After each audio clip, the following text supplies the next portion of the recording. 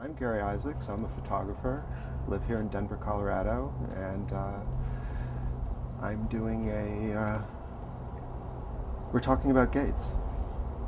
To me, what Gates has been a visual reference. You know, it's this place that every time I see it, I notice it, and I notice it because it's, you know, Denver's not a particularly industrial environment, and there's not a lot of buildings like Gates. You know, both in terms of architecture, in terms of age, the water tower. I mean, it's kind of a reference point visually as an exterior. Gates, in terms of industrial and the way the lower downtown was more industrial and used to have the viaducts and that kind of aspect of it. You know, to me, that's always, as an artist,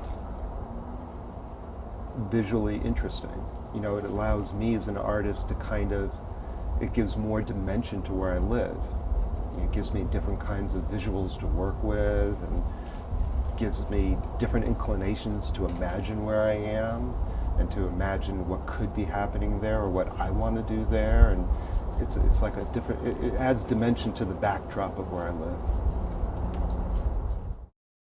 There is that kind of regret for when you lose the visuals that you are attached to.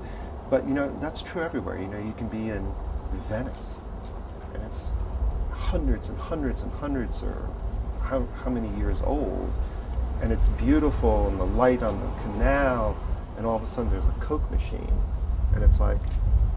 Or a McDonald's. Or a McDonald's, you know. Look at the reflection of the golden arches on the water, you know, it's like, you know, so we do... I know I very much so, I do have my attachment to my own romantic notions about how things appear. But those notions can be pretty different and somewhat selfish from, well, what does the community need? Or, you know, oh, you lost your little falling down building, but 200 people now have a job.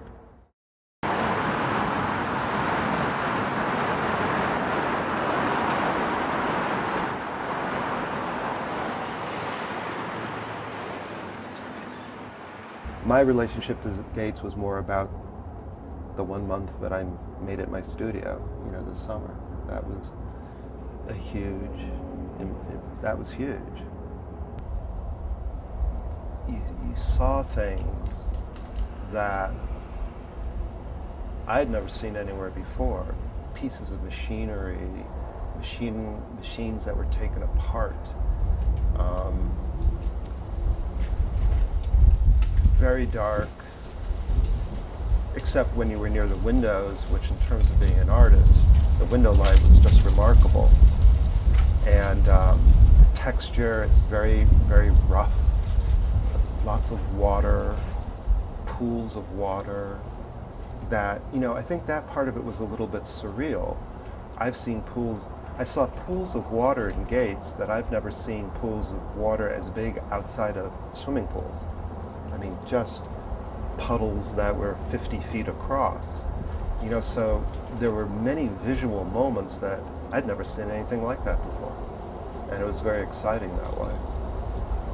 It was a huge abandoned feeling that was mysterious and kind of surreal and kind of exciting the way you know, when there's a blizzard and you're walking across town and you're going through a part of town that you're used to seeing people.